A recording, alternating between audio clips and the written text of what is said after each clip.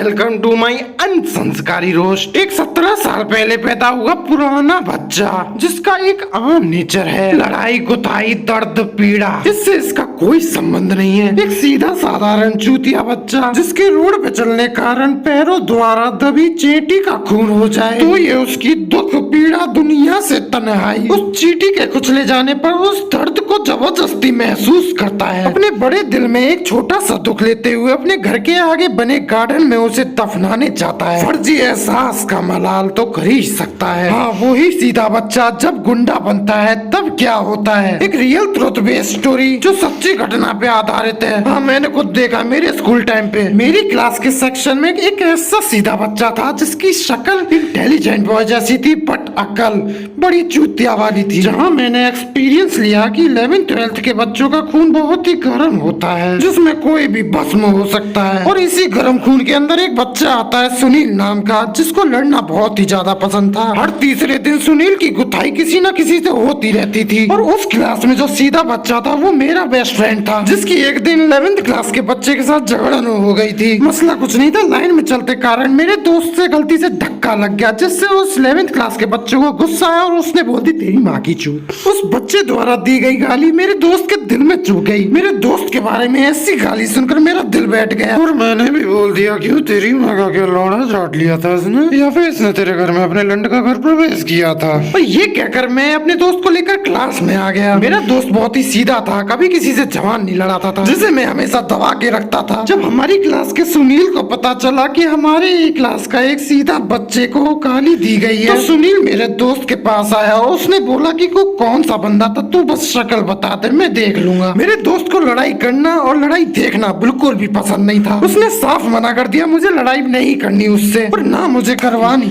माँ बाप ने पढ़ने के लिए भेजा है, पढ़ेंगे लिखेंगे कुछ बनेंगे, माँ बाप का राशन नाम करेंगे, थोड़ी इज्जत कमाएंगे, दुनिया में बहुत कुछ है, इस लड़ाई गुथाई में कुछ नहीं है। तो आज मेरे साथ चलो और मेरे साथ हाथ उठाओ, आज के बाद कभी लड़ाई नहीं करेंगे, अपने माँ बाप को प्राउड फील कराएंगे। गांधी जी ने कहा था एक गाल पे थप्पड़ मार दे तो दूसरा गाल आगे कर दो। चलो बोलो मेरे साथ जय गांधी जी।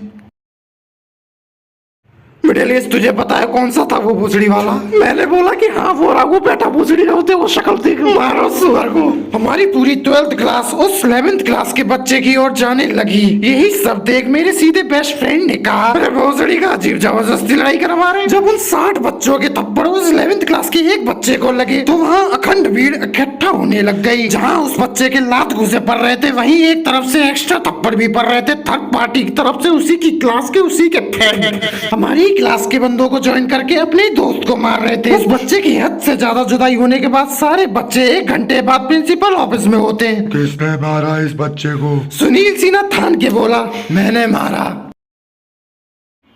इसका रजिस्ट्रेशन अभी कैंसिल करो और इसकी टीसी से वापस दे दो। नहीं मैंने नहीं मारा, मेरा मतलब मेरी क्लास ने मारा। तुम लोगों को अंदाजा भी है कि तुमने उसे कितनी बुरी तरह मारा कि उसकी गांड मतलब चांद फट गई है। नालायक हो, 4 टाँके आए उसकी दोनों में। मैंने तो चांद पे बजाए थे उसके, ये गांड पे किसने बजाए? भाई मैंने पेन घुसा दिया था उसकी गांड। जो भी हो ये बताओ ये लड़ाई किसके वजह से हुई? सुनील ने अपने आप को बचाते हुए बोला जी हमारी क्लास में एक सीधा बच्चा है उसकी वजह से लड़ाई हुई, उसने बोला था। मेरे सीधे बेस्ट फ्रेंड ने बोला अरे भाई जबरदस्ती सर मैंने ऐसा कुछ भी नहीं कहा, मैंने तो उल्टा इनसे शांति रहने के लिए बोला था, पर ये मेरी एक भी नहीं सुनी और इन्होंने जाके उसमें बजा दिए मेरे नाम पे। इतने में सुनील बोला अबे क्यों झूठ बोल रहा है, तूने तो मेरे से बोला कि उसे जाके बजा दे, तभी तो गया मैं अपनी टोली लेकर। यही सब बोलते हुए सुनील ने अपनी खटकती आंखों में ही आंखों से उस सीधे बच्चे को लॉरेंस बिश्नोई वाली धमकी दे डाली। यही देखते हुए मेरा सीधा फ्रेंड थर-थर कांप उठा। बड़ी दुविधा प्राप्त हो रही थी उसे वहाँ पे। उस ऑफिस में सिर्फ सुनील और सुनील के चेले थे जिसमें वो किसी पर भी इल्जाम नहीं लगा सकता था। जिससे याद आया उस ऑफिस में एक और बच्चा था जो सीधे बच्चे को सपोर्ट करने आया था।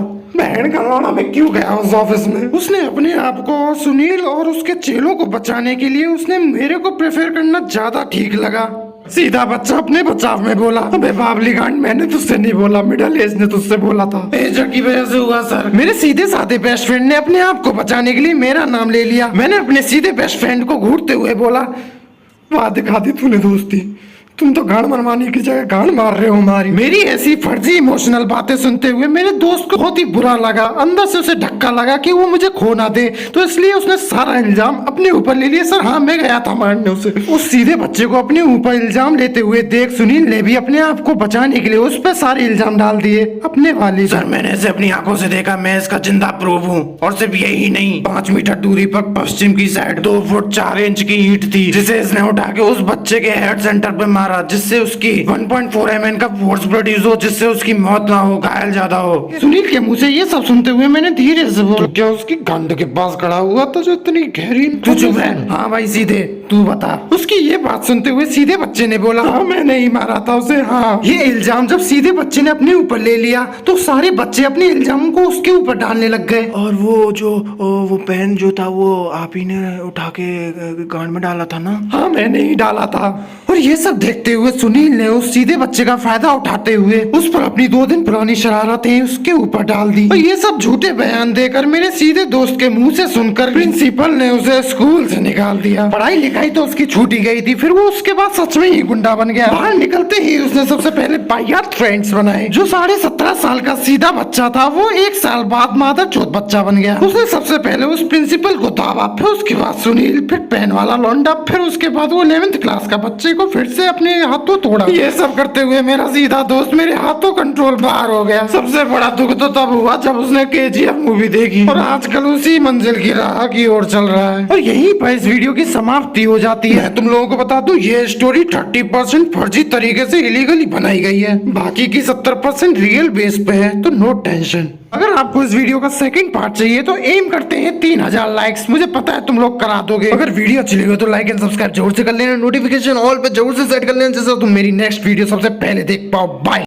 मैं बोलू उनसे चैन से जो ना देखे वीडियो ढंग से मैं लेकर कलेक्ट आई।